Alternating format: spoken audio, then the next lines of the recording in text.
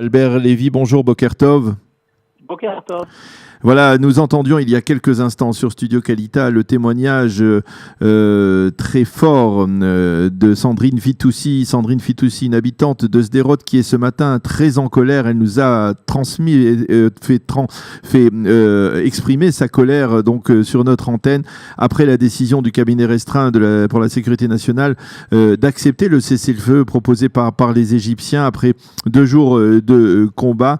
Elle proteste comme beaucoup d'habitants du sud du pays contre cette décision qui, selon elle, ne va rien régler et qui risque tout simplement de présenter Israël sous un angle de pays faible ou l'armée comme sous un jour extrêmement affaibli.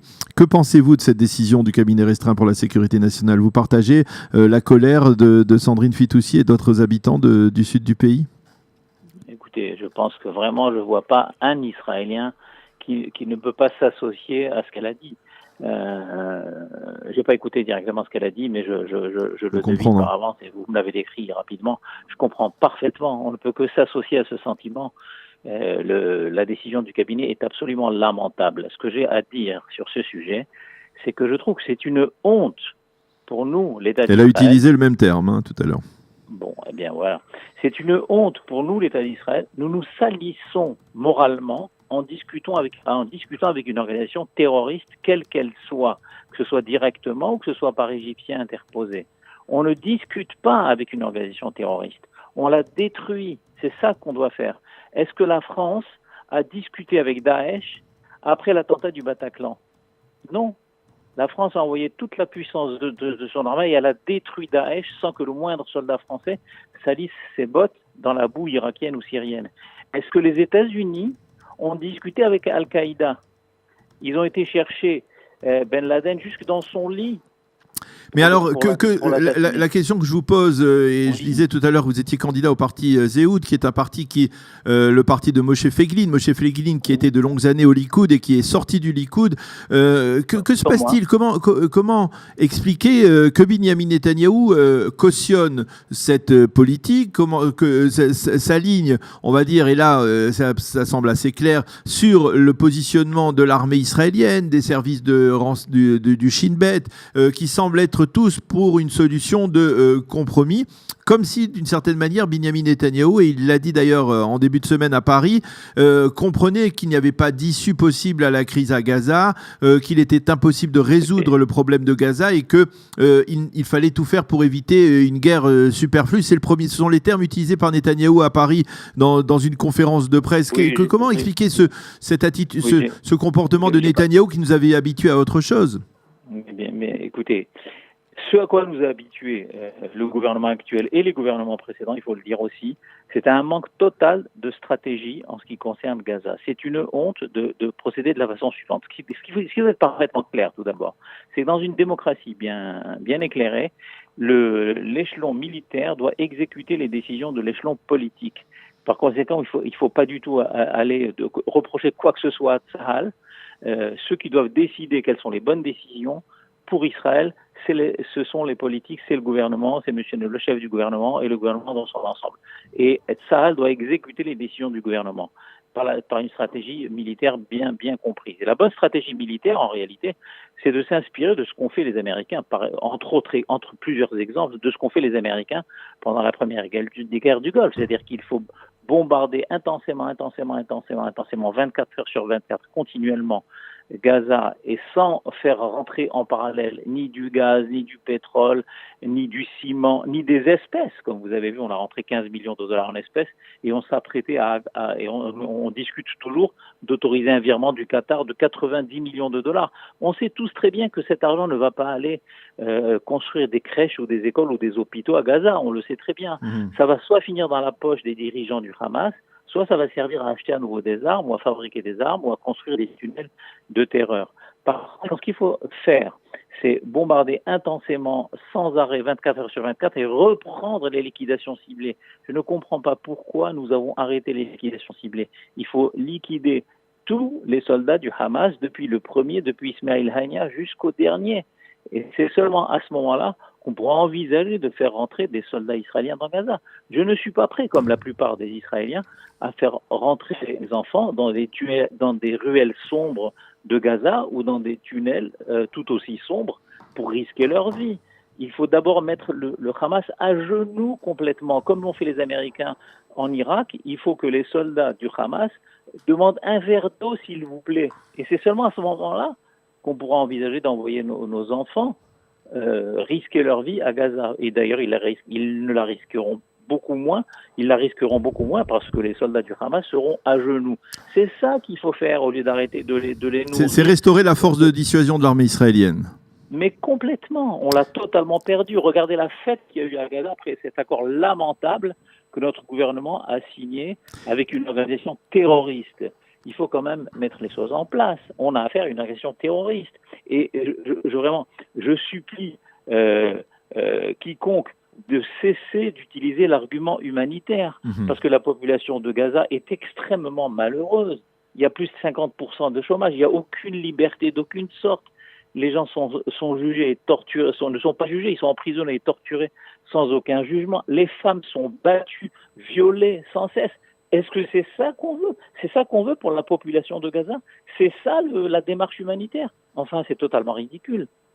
Alors, est-ce que vous ne craignez pas que cette attitude ait aussi des répercussions sur d'autres fronts devant lesquels l'État d'Israël est confronté, comme par exemple le Nord, le Hezbollah.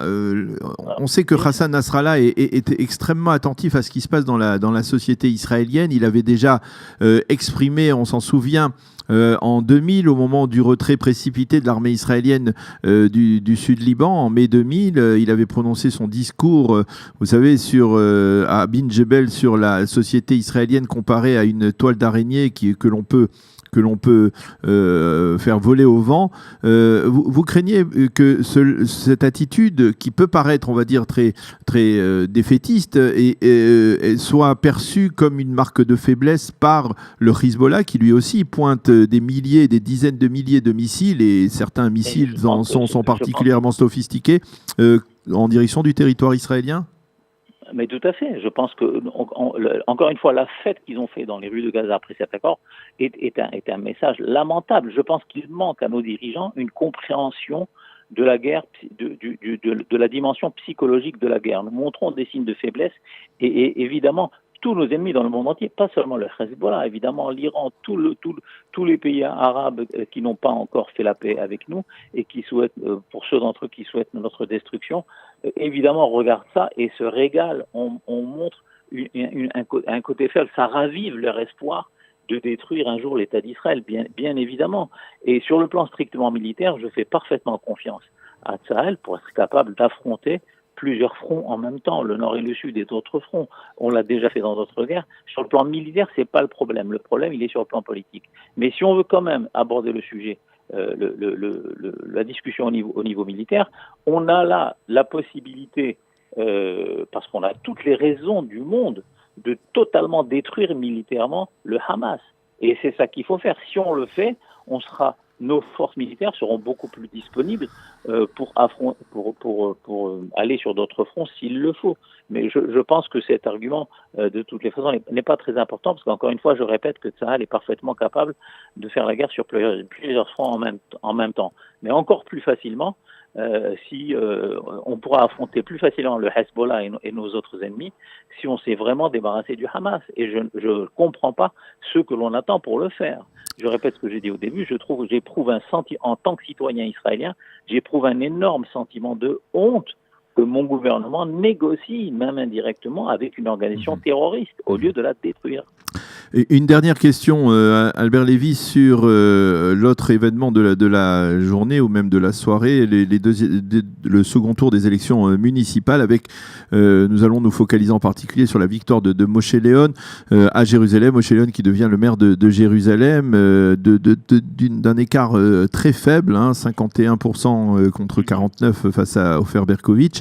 Comment vous interprétez cette victoire, et à votre avis, à quoi ressemblera Jérusalem sous le règne, entre guillemets, de Moshe Léon?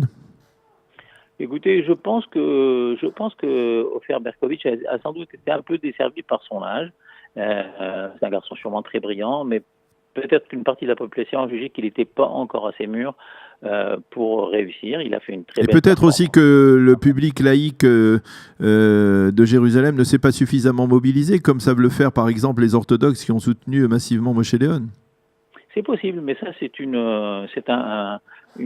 disons un comportement assez classique. Hein. Les Haradim en particulier se mobilisent beaucoup plus pour les élections que les électeurs qu'on appelle laïcs. Mais je déteste ce genre de catégorisation. Hein. Pour moi, il y a une seule catégorie de juifs et nous mettre des étiquettes comme ça de religion, de religieux, dati, léomi, haredi, etc.